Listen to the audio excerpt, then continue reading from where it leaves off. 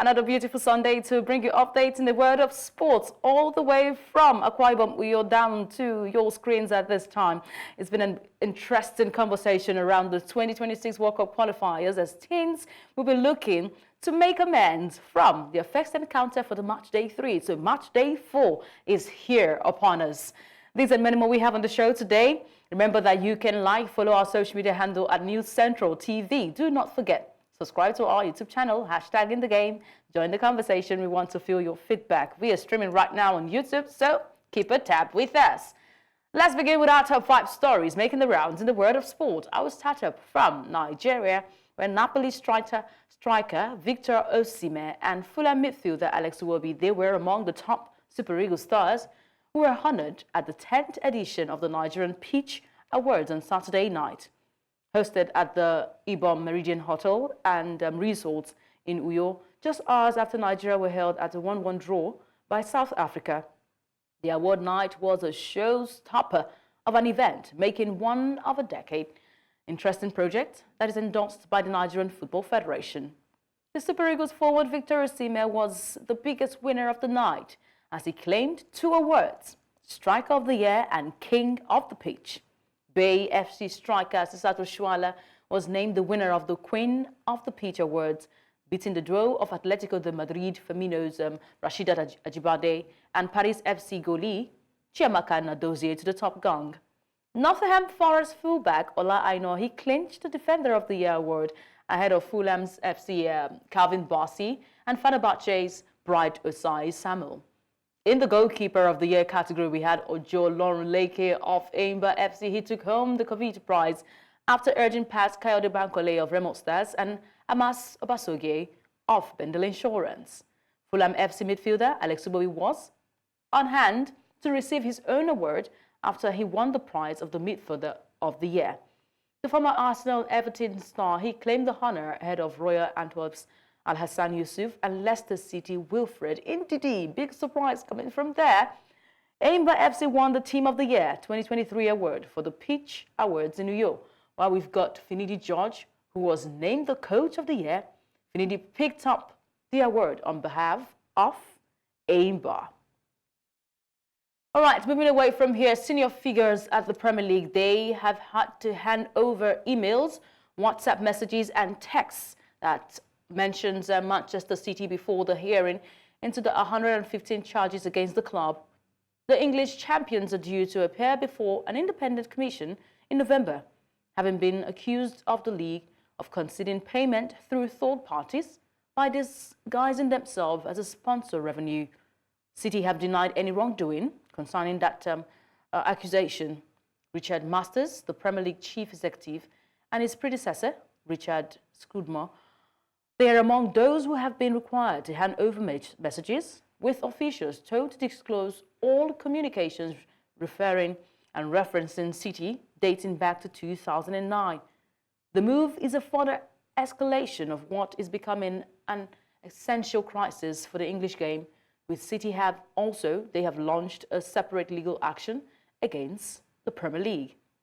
We'll be following up on that development there, but moving away from that story, Bukayo Saka has faced unfair criticism from the English press on several occasions.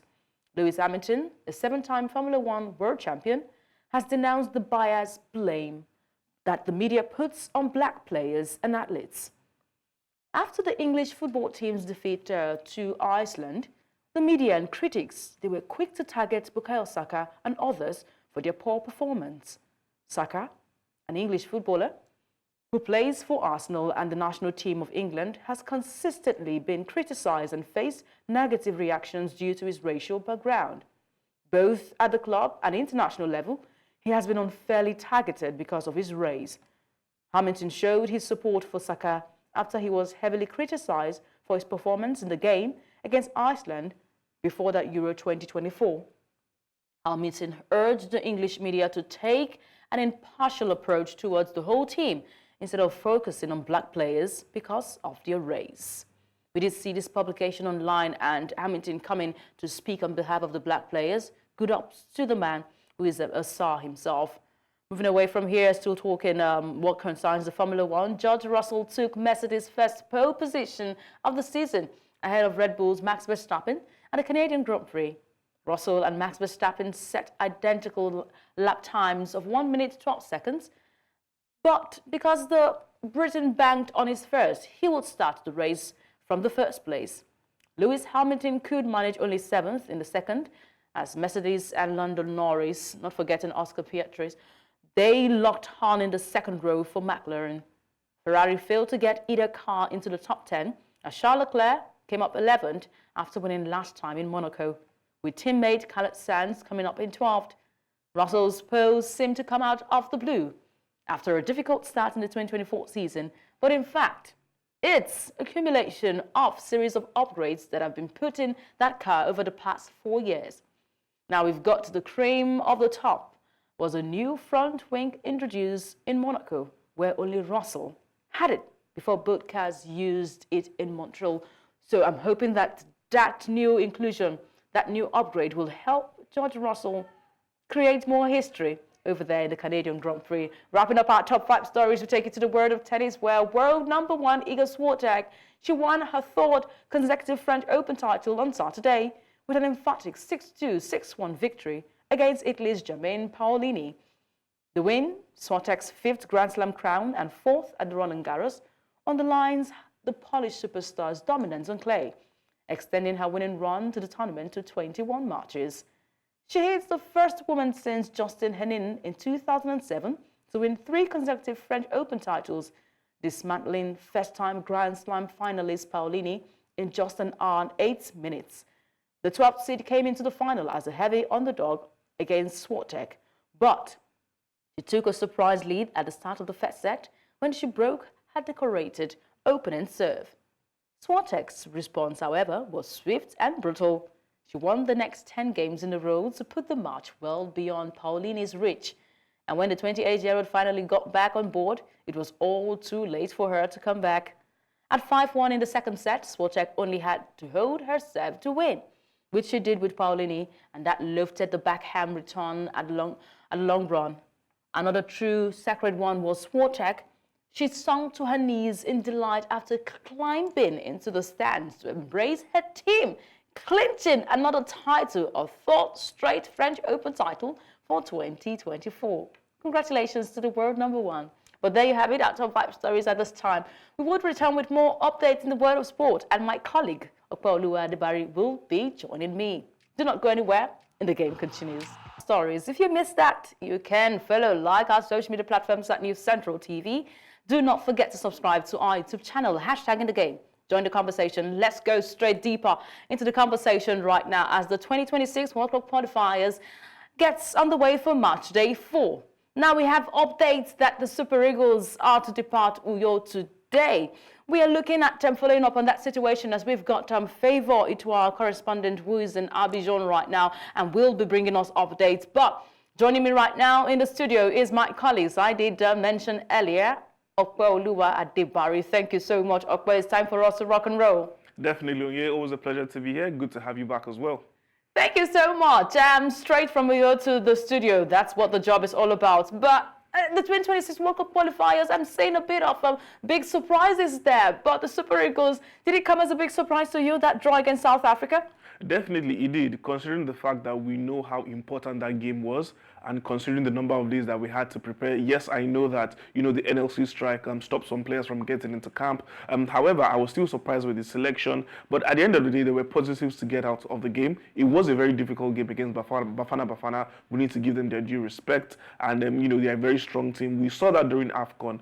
But irrespective of that, we're expecting a win at home. But hopefully, going to Abidjan, hopefully they're able to get 3 points, their first 3 points of the qualifying campaign so far. All right, we'll be bringing you updates from our correspondent in Abidjan, as I did promise. But the Super Eagles that you did see there, who played against South Africa in the Gospel Akpabio International Stadium, they are set to depart today for Abidjan ahead of that match day 4 encounter in the 2026 World Cup qualifiers. They would have to face their former coach, Coach Gernot Rohr, and Benin Republic. So it's not only Benin Republic they are facing the team, they are facing their former coach, Coach Gernot Rohr, as he's the coach of the Cheetahs, the Benin Republic national team. Of course, Nigeria placed 5th in Group C at the table right now. They still The table has got 6 teams and have to face up with 10-match competition. Super Eagles media officer Promise Ifoge, of course, he just took up that role. He earlier stated that the team will depart Nigeria on Sunday ahead for that Benin Republic clash. Of course, they will have to face up Benin Republic on a neutral ground in Abidjan. Also, he provided some injury updates. Let's listen to Promise. And when we come back, we have Okpe reacting. All right, we will catch up with that conversation or that update from the media officer of the Super Eagles of Nigeria. All right, Okpe, it's been a very interesting one. I know there'll be some injury updates, but the first half, second half of that encounter, we saw a different Eagles in both halves. Yeah, definitely we did. I think the first half we started off a bit too slow in my own opinion. I think we didn't hit the ground running as we should have. And also as well, I think Kelechi Iheanacho playing on the right wing wasn't a good one for us. I think Kelechi is more of a striker and a central player, someone who loves to play behind the striker as well. And, he didn't help Tanimu while defending. Tanimu was all on his own. And but irrespective of that, Tanimu grew into the game and was a whole lot more better for us. I think we didn't utilize the left wing enough till the second half. But I mean, great display from the likes of Ademola Lookman and Bright Osayi Samuel. Great display from Samuel Chukwueze, who came in the second half and turned things around. Same thing with Alassane Yusuf. Brilliant performance by him. And I think one man who stole the headlines, who scored the goal for us, was Fisayo Dele Bashiru, getting his first start for the Super Eagles. I mean, he's someone who has played through the under-20 level and under-23, and getting his first major start for us. Good performance by him. I'm expecting more from him. He was a major threat to the South Africans, hence him being targeted in my own opinion. I think he should have gotten a penalty for us as well. And the centre back for Bafana should have gotten a red card as well. And this game actually made me start questioning why there is no VAR during the qualifying campaign. Because yes, big question there. I would go deeper in that conversation, but the fans were not happy after watching that encounter in Uyo, and they also shared their feelings, their reservations about the starting lineup. Finidi could not change, the substitutions being made, and not fielding their man. The man they all came to see. Of course, after talking to them, they said they came to see the Bundesliga champion, Victor Boniface. Before we go to their feeling, before the start of the game, I saw a lot of them making their way to the stadium. Like 5 o'clock, this game is supposed to be played at 8 p.m., but we saw them working and trying to have a first come, first serve basis for the chairs over there in the stadium. They were trying to just make their way and then fill the Godswill Akpabio International Stadium. I would say after the governor declared that the regular tickets should go for free, I expected that the security personnel there would leave the gate open. So we do not see the situation that happened over there in Cameroon during the AFCON stampede happening again. They had the gates shut. For what reason? These are some of the logistical issues that we usually have on match days when it comes to the Super Eagles playing. And we need to get this sorted out as soon as possible, because in previous games, in previous encounters, we always complain about the fact that, we don't have fans flooding the stadium. And just imagine, the gates were meant to be open. They were meant to be open. It's free. You don't have to check for any ticket. Exactly. Then it got to a time they flung the gate open and every single person ran in. Come on. That is really, really dangerous. I mean, we could have had a stampede, and I'm very sure that a couple of people did get injured, trying to rush in and trying to watch the game. And honestly, the fans are so important, especially for the Super Eagles. If you saw during that second half, when Samuel Chukwueze lost his first chance, he started spurring on the crowd. He loved the energy in the stadium in Uyo, because we know that when we're going to face other teams, we go to hostile environments and it's difficult to pick up points. So when you're at home, you need the best of the best. You need that 12th man with you to spur you on. To get the victory. And that's what Samuel Chukwueze was doing. He was feeding off the energy of the crowd, and I think the crowd was very good as well. And the Super Eagles, they arrived at 6:20 by my timing there, because I did capture this with my colleague Albert. Of course, they arrived at 6:20 for a game which was supposed to start off at 8 p.m. The South Africans were already at the stadium way earlier than the Super Eagles? Well, that might be strategy from the team, honestly. I'm not saying that is exactly what it is, but it could be, considering the fact that they have been in Uyo for quite longer than Bafana, and, they are well accustomed to this terrain. They might have had a late dinner as well, or late lunch, pardon me, and, Do you think an in-house meeting? Yeah, probably an in-house meeting as well. I mean, Finidi and the whole team, they've been training together, for the last couple of days, and, they know what they are doing, and they do have a schedule as well. So I'm not going to read too much into it. For me, I think it could just be strategic. Okay, strategic for them. Let's listen to the fans. We're able to feel the pulse after this encounter. Not good remarks coming for Coach Finidi George on his official capacity as the head coach of the team. Let's feel their pulse and what they had to say after the encounter.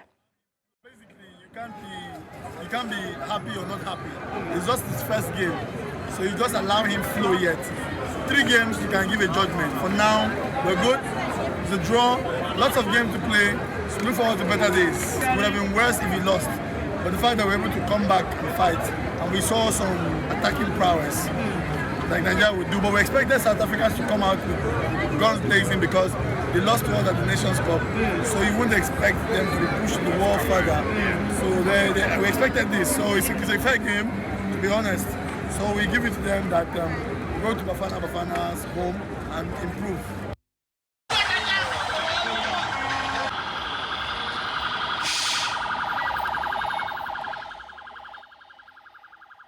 All right, that coming from a fan, that was a lenient fan anyway. We did see more harsh reactions coming from the fans. I'm waiting for that reaction there. But looking at what he says, patience. These fans, especially from Uyo, they do not have the patience that we seek. A lot of them felt that, like, why not start a big Victor Boniface, one who has won the Bundesliga title for the season, and you bench him? You did not even, he was an unused substitute, he was. And Coach Finidi George allowed him to just, go do some workout, thinking that he will come on at any time. But at a time when Coach Finidi George had to make a substitution for a striker, he brought in Terem Murphy. So a lot of them were very, very critical about that decision coming from Coach Finidi George. But at the post-match press conference, Coach Finidi George says he had a message for the fans. He had a message for journalists saying, let me do my job. I'm not going to say that myself. Let's listen to Coach Finidi George. Like I said, we'll leave this job to the coaches to do. Please, gentlemen. We want to qualify, and we'll do everything in our power to make sure that we qualify. And we just need the support. This is Nigeria. We know the pressure is there. Okay, you can hear that now. He's saying Nigeria. I don't know what he means by this Nigeria. Maybe he means we do not have the patience. We always want to poke our nose into what we do not have, the technical know-how or the tactical know-how as a coach would have into these businesses of the national team. But this is the national team, for crying out loud. They are representing 200 million, not billion, of Nigerian over there in Uyo. Well, I would go with the popular saying, which is things are easier said than done. And, he's someone who is experienced. This is a champion with Eyimba as well. He knows his onions as a coach. This is someone who was also a successful footballer. So definitely, he's trying to tell you that he's in charge and he knows what he's doing. Speaking about Victor Boniface, I did say at a point in time, after the 80th minute mark, he was set to come on just before Shemi Ajayi, alerted the bench and said he had a knock. Yeah. So, and then Finidi had to go for a defensive change instead of another offensive change. I think Boniface was going to play a part in the game. The major question from fans and myself and critics alike is, why didn't Victor Boniface start? It was even Paul Onuachu also ahead of Terem Murphy, who I felt should have also started the game. I mean, this was someone who, for me, impressed all through the season with Nice as well, and even impressed at AFCON from his performances off the bench. However, Boniface, Terem Murphy, Paul Onuachu, they were with the camp from the start of it. They weren't one of the players who were, should I say, that's delayed. why the big question of why they did not start. So Alex Iwobi and Ademola Lookman came in just a day before, and they played for 90 minutes. True. But then again, as I was making my points the fact that the likes of Onachu, Murphy, and Boniface spent more days with Finidi, it probably does mean that Finidi saw something tactically that he wanted to try out, and it could be other issues as well. Do you think Victor Boniface would have not impressed him enough? Because this is his first time on official capacity. Victor Boniface did not make it to the African Cup of Nations, so his kind of gameplay will not be what Finidi, of course, may like or not like, but this is a coach that sees this player. He sees these players every day. And I feel players at this time should be able to do all they can to get that starting lineup, a starting shirt for the new coach of the side. Yeah, definitely. But, two major points for me, which is, first of all, Victor Boniface is coming back from a long-term injury layoff. Like you said, he did miss AFCON. He was out of action for 3 months as well. And when he did come back from action, he only started 2 games for Bayer Leverkusen, but he never played 90 minutes, meaning that he has been eased into action. So one thing is that Victor Boniface might not be at that level of intensity needed to play such a game. One. Number two, it could actually be that, for tactical reasons, he decided to go ahead with Paul Onuachu ahead of both Terry Murphy and Victor Boniface. But just like he said during the post-match conference, we've got one more game to go, and he will see a way in which he could blend in Victor Boniface into the team. However, Finidi George has actually worked with Victor Boniface during the qualification stages for the last AFCON, and also the first 2 games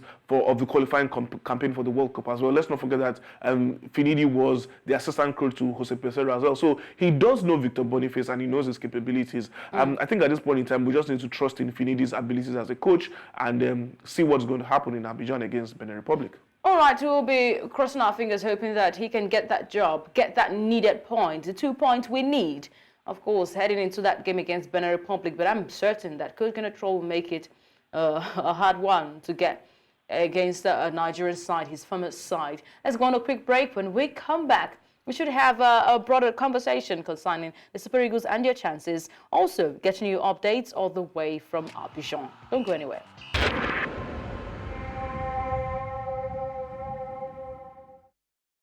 Welcome back. You're still watching In the Game. All right, Okwe, we still got Okwe Adibari over here, and we're still discussing that match, that draw between the Super Eagles of Nigeria and the Bafana of South Africa. And I still ask that question. I am hoping that we will not be missing another World Cup, a back-to-back World Cup. We missed that in Qatar. I'm hoping that we do not miss that. That would happen in the USA, Mexico, of course, Canada. Now, remember that it's been a very hard one for the Super Eagles having to pick a win. Now, this is just 3 draws, and to me, it looks like 1 win out of 3 matches. Okay, if you agree with me, because at this time we've picked the points we've picked are not encouraging at all.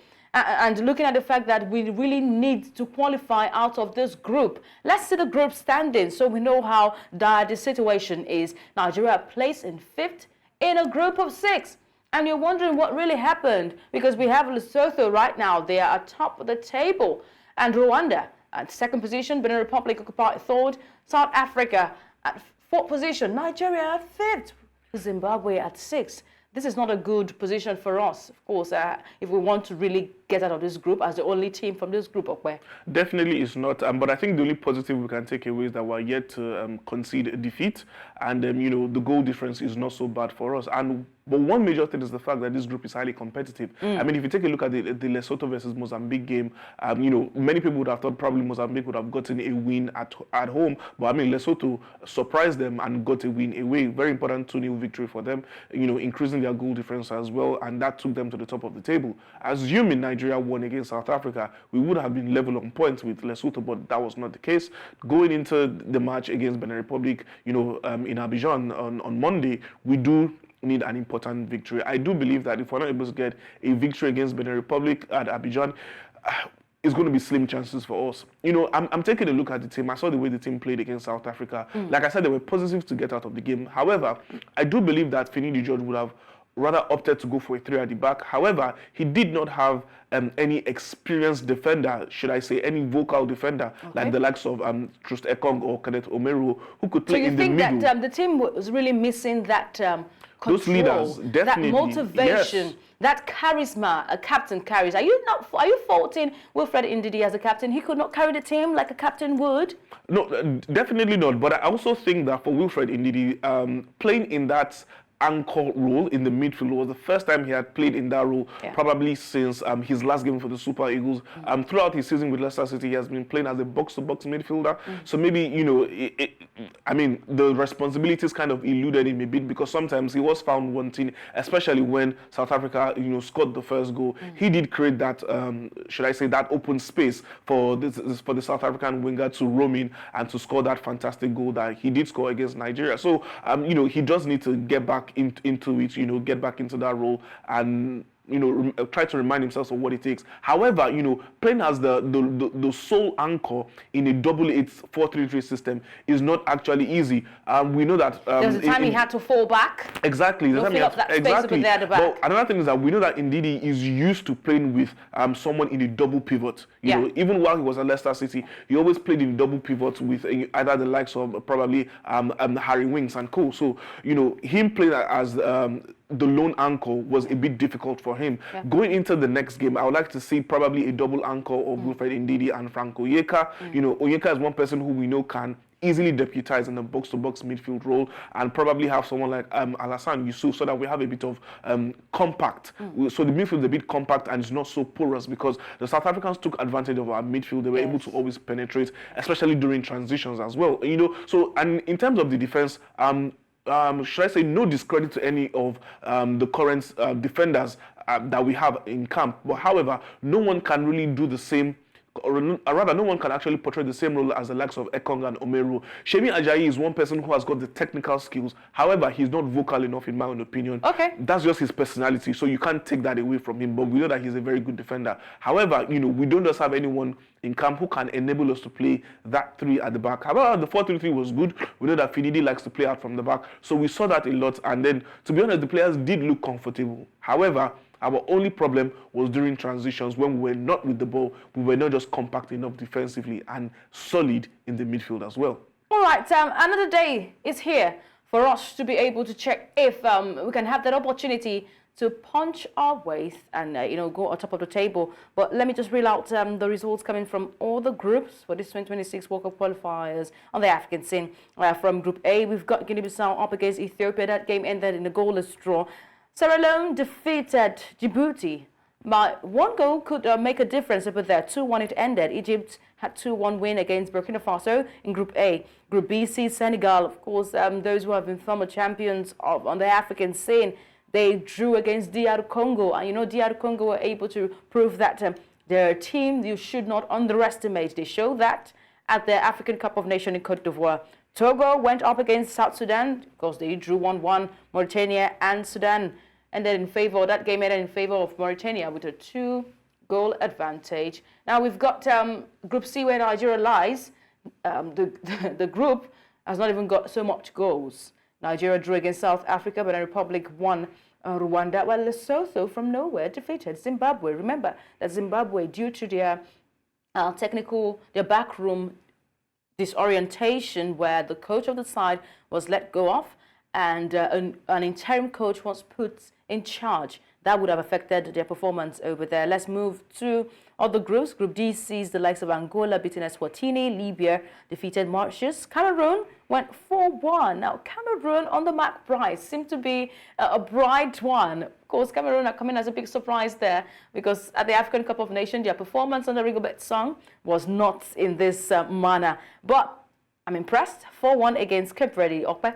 Yeah, definitely. I think a lot of the teams are really, really impressive, talking about the likes of Cote d'Ivoire, Ghana, Cameroon, just like you've mentioned as well. And, you know, everyone wants to go for the 2026 World Cup. Let's keep in mind that we are going to have more African teams representing the continent, you know, at the 2026 World Cup. So everyone is hot on their toes. And let's not forget that only the leaders from the groups will qualify as well. And look, it's tough competition, and at the end of the day, we've got other upcoming, footballing nations in Africa right now. Talking about the likes of Mauritania, Equatorial Guinea, Eswatini. These are teams who are doing a lot of their homework, and they are bringing good competition into the qualifiers at this moment. So honestly, we're looking forward to more interesting games.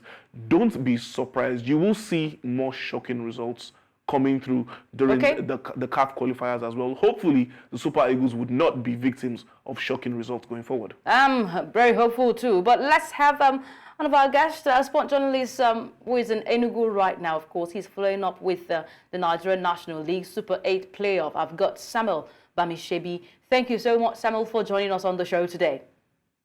It's a pleasure to be here. How you doing? Very good. I've got Okwe too. Of course, deputizing here with me on the show. Samuel, we've talked about that draw between the Super Eagles of Nigeria and the Bafana Bafana of South Africa. Now, we all seem to be a stronghold South Africa has got against us. I remember the 2014 AFCON qualifiers. They drew the 2019 AFCON qualifiers too. We did see them go dominant against us, defeating us. But considering first against South Africa and Uyo, I was really, Themba Zwane's goal came as a big shock to me because it seems the defenders were a bit confused. But the Uyo fans, they are one indifferent fan. They would always cheer South Africa when they play good football. But let's talk about Coach Finidi George. How would you rate his first performance on an official base as the Super Eagles coach, looking at that encounter against Bafana Bafana? Official basis, first game for Finidi George. I think you shouldn't go too hard on him. It's such a difficult situation for him to be in, to be playing a World Cup qualifier as your first game as the coach of the national team. So a lot of issues here and there. Players arrival, some players arrived about 2 days to the game, and that would have given a little bit of troubles in terms of preparation for the game. But nonetheless, I think he's shown the way he wants to play. It will take a bit of time for the guys to settle in. Unfortunately, we don't have that much of the time. But I do think he has something in terms of relationship with these players because of the fact that he's been there as the assistant coach before. So now I think I'm not going to go too harsh on him, giving him some terms of rating, 7/10, 6/10. But I think there's still a lot that can be reached and can be achieved with Finidi George. I don't think Nigeria has got that patience there. But, Sammy, before I bring in Okwe in this conversation, were there errors in Finidi's tactical setup? Analytically, right now, let's look at this angle. Victor Boniface, Finidi did insist that he should be left alone to do his job. He knows when to bring in Finidi, and if he will get, of course, a chance in that game against Benin Republic, were there errors tactically for that Finidi setup? Well, I was at that press conference when he made that statement, said let the coaches do their job. I mean, he said, if you make some of those decisions and it goes against the team, we will ask him the question as well, why did he do that? At some point on the bench, we saw he was about to make certain changes. Ibrahim Molayo was dressed and ready to come on. Yeah. That last final substitution period, but he changed his mind and he said that was as a result of the Semi Ajayi situation. Semi Ajayi picked up an injury. So as a result of that, he wasn't able to do it the way he was going to do. But I think tactically, we can see from an analytical point of view that there might have been some errors.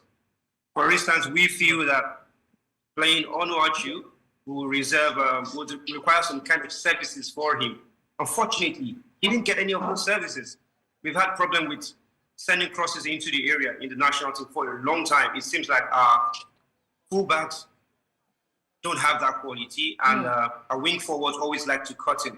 And so seeing that, we feel like there's some players who have the quality in terms of set pieces to be able to deliver, but they were not brought in. They didn't get the chance. All right. You can fault maybe. It would have was the absence of a left-footed left back a problem in that game on Friday? I'll be asking you this and also. That was one problem. That was one problem. Calvin Bassey would have been the left back to use. He's left-footed. He's good in that area. But we had deficiencies in the centre-back position, and that's where he brought in Calvin Bassey to fill. Now, there's a left-footer on the bench, a natural left-footer. But the problem is, it's a first invite. And maybe the manager wants to go with something that he has seen a lot more times. That's, I'm talking about Kenneth Ibuki, the Rangers international left back. He's good. That's his position. And it's something that he can bring to the table for the side. But I also gathered that Calvin Bassey rejected to play in that position, and Osai Samuel had to opt that he would like to play in that position. Let me hear from Okwere right now so that we can move on to that other conversations. Well, I mean, that sounds a bit ridiculous because, you know, Calvin Bassey did play at left wing back at a point in time, you know, during AFCON as well, when we're playing a five at the back. Maybe he's more comfortable when it's going to be a five at the back, but I can't understand why Finidi went for that back four, considering, you know, things like what Samuel has just highlighted. Number one, Kenneth Ibuki is the first call-up for him. He has no prior experience playing for the Super Eagles. Same thing for Sadiq Ismail, for those who were saying, you know, maybe he could have played as well at right back instead of Tanimu. But I think Tanimu did well. Yes, he did struggle in the first half because he didn't have any support basically. But in the second half, he grew into it. He made a lot of, you know, blocks for us at the end of the day. And just like I said earlier in the show, we could not even play with a three at the back because we lacked that charismatic defender that could help to control, you know, the team from the back. So I think Finidi did not have a choice but to play with a 4-3-3 and, you know, to play with those four defenders, you know. Right. But then we think about it, where's Bruno Onyemachi? I think rumor has it that he was injured as well, and definitely we are missing the likes of Zaidu Sanusi and Olaino. All right, Sammy, the decision to keep Kelechi Iheanacho as long as Finidi did, do you think was a wise one? And even playing Kelechi Iheanacho in that position, in the wing, Iheanacho in the wing is a bit absurd to me, but do you think that decision was a wise one? Well, I'll answer you firstly with Finidi's reply to that question exactly, because he was asked in the press conference, and he said Iheanacho has played in that position several times for the Super Eagles, which is quite true. Okay. Now, it's a matter of how many times in those periods has he had a lot more impact in the game? How many times has he been very, very impactful in the game? Now, that will have to take a lot of statistics to check. But I feel like we have players to be able to fill in that position, bringing Kelechi into a more central position where he's a lot more impactful to be able to break the lines alongside Alex Iwobi. So he was not really getting it in the game. I mean, he wasn't having a good time. Okay, Sammy, please hold that thought. Hold that thought. We would like to connect with our correspondent who is in Abidjan right now, Favor Utua. Hello, Favor. Thank you so much. It's good to have you right now. Of course, I'm taking that position. We had to do an exchange at this time.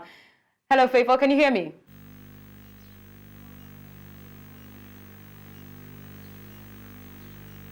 Yeah, I can hear you loud and clear. Good morning to you. All right, from Abidjan. Thank you, of course, for a lot of things happening at the moment as we are currently at the Felix Ofe-Boigny International Airport, where the Super Eagles of Nigeria is being to arrive 12:03 p.m. Nigerian time, 11:03 a.m. Abidjan time. So we're waiting for them as they look forward to, you know, begin preparations ahead of their game against the Cheetahs of Benin Republic. All right, Favor, have you gotten any updates, injury, worries, the morale in camp, even after that 1-1 draw against South Africa?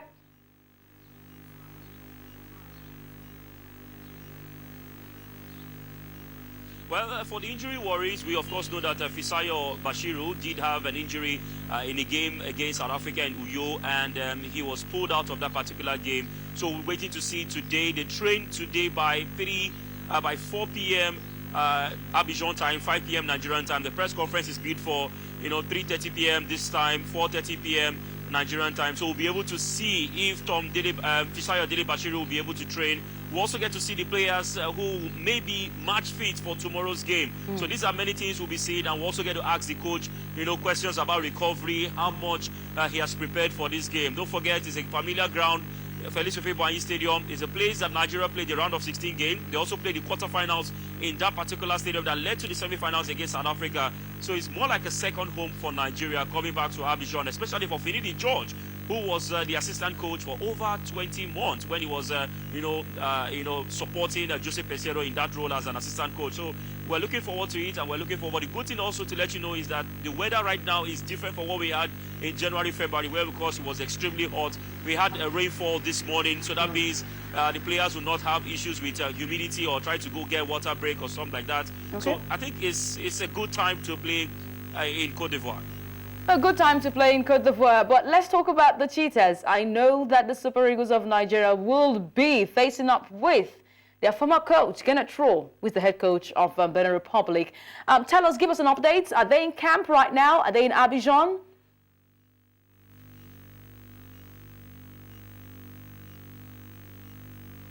Yes, sir, they're already in Abidjan. Don't forget they played against Rwanda right here, and they won 1-0. So they've already acclimatized with the weather. They are used to it. Don't forget, an advantage for the Benin Republic side is the fact that they speak French.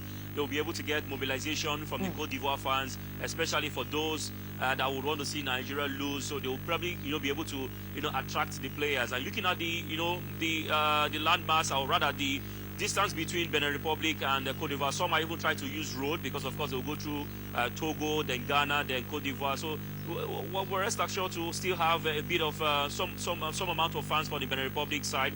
Gernot Rohr also has players of Nigerian descent in his squad, and he knows the Super Eagles very well. But then you also say that since his exit as the coach of Nigeria, there's been some changes from Jose Peseiro now to Finidi George.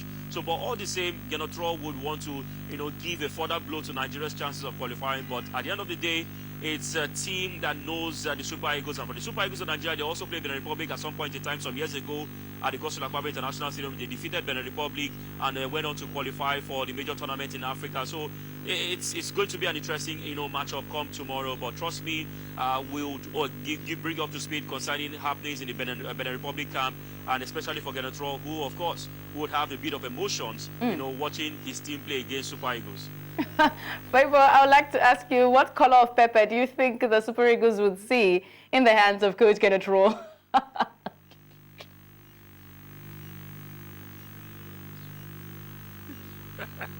Well, we know that in Nigeria we have the red pepper. In Côte d'Ivoire we have the green pepper. So, but whatever it is, Nigerians, they have the spirit of never say die. And the fact that they were not able to win in Uyo, they know this game is a must-win game. And I think the Nigerian side played better away from home. So let's look at that angle and see if they can be able to get the results right here in Abidjan.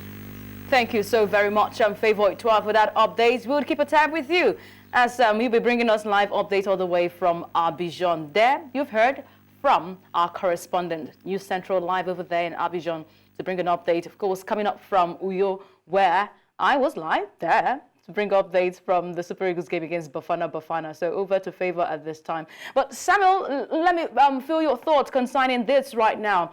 It's a very crucial encounter. We need this win. We're occupying 5th position there in the log for the Group C encounter, and we still got... do we even have a chance? That's the question. Do we even have a chance with what we see in Group C? Lesotho is leading the group right now atop the table. Can Nigeria get this one done against a coach who had coached them before at the African Cup of Nations and en route to the World Cup? Can Nigeria get this done against Benin Republic, who occupy 3rd position? Absolutely. Nigeria can get it done against Benin Republic. I mean, no side is beatable. We've learned in African football that there are no minions anymore. There are no little teams in court. So if Lesotho can be up there, if Benin Republic can be above Nigeria, then that means there's work to be done. But it's absolutely doable. Finidi also said it himself that they know what is at stake and they are looking to put everything in their arsenal. I like to think that if Nigeria can get a victory from this game, then it puts us in a very precarious situation where going forward, now we play under so much pressure. And playing under pressure means you might crumble yourself. You might not just have the calmness and composure to keep it as simple as you would have loved to do. But I think Nigeria should get a result. And a result here, I mean a win, not a draw. A draw would not sit well for Nigeria at all on the group table, the way it stands. Even South Africa coach Hugo Bruce said it. 3 draws from 3 games, and you play 2 in your home. That's problem. Big problem. All right, let's move away from that conversation, hoping that the Super Eagles can get the job done against Benin Republic. But let's talk about what's happening in Nigeria, and that's the Nigerian National League, the Super 8 playoff. I've seen results from those encounters, though. The goal line is not that worrying because it's just lone goal I'm seeing, especially from the Northern Conference. The Southern Conference also saw goals coming from beyond limits. They had the highest goal for the day, the match day 1. But we look forward to the encounters for today. Samuel, with 4 matches already played in the Nigerian National League Super 8, which teams have impressed you the most in the matchday 1 encounter? Well, I like to say one of them is Sporting Supreme of Abuja. They've shown themselves to be a very decent side. I mean, watching them, you kind of wonder how they put this group of players together. They did well in the regular season, and now they're in the playoffs and doing well. The reason why I said that is because the regular season is absolutely different from the playoff. The playoff is a tournament format. You don't have that much time. You have just 3 games, and you need to get it right from your first game. Losing your first game is a big problem. Winning puts you like a foot in, because all you need to do is win 2 games. If you win your first 2 games, you're through. If you win and even pick a draw, you're almost through, like 80% true. So Sporting Supreme have been fantastic. Beyond Limit themselves have been good. I mean, we know of their quality. They play one of the youth grade play in the TCC, one of the youth grade also play in the NNL. I mean, it's a club that they have tried their best not to just see themselves as an academy, even though they are an academy, but they've produced players who have the mindset of senior players. I like to put it that way. They're ready to fight, go for every ball, play together. And the coach as well should take credit. Olumide should be given so much credit. Those are teams that have really shown their quality. The last game as well of the day between Interlagos and Ikorodu City, really tough game for 2 sides that have faced up 4 times already in the season. That was their 5th meeting this season because they played in the same group in the league. They played in the State FA Cup. They played in the Federation, the President Federation Cup, and they're coming to the playoffs as well. So quality abound, definitely. All right, we'll look forward to the encounters for today. Thank you so much, Samuel Bamisebi, for joining us on In the Game and sharing your thoughts concerning the Super Eagles and the Nigerian National League Super 8. Have a lovely day. You too. All right, up there, interesting conversation. We'll be looking forward to the big one to come for that match day encounters in the NNL Super 8. But the NPFL will also have fixtures for the day, interesting ones to look ahead of. And we've got Aqua United, who are former champions, but are trying to survive right now in the Nigeria Premier Football League. They will be up today. We've got Lobby Stars against Remo Stars, Abia Warriors against Bendel Insurance, Sunshine Stars against Aqua United, as I did say. Then, the Oriental Derby. Enugu Rangers, Table Toppers against Aimba. Okpa, which one catches your fancy? Definitely the Oriental Derby is going to be a fantastic game. Everyone needs to plug in and watch that game. Okay, well, everyone needs to plug in and watch the NPFL. Time that our friend, we have to call it a wrap on the show. Thank you, Okpa, for joining me on the show today. Always a pleasure to be here. All right, I am Onyinyechi Obaro. Have a lovely day.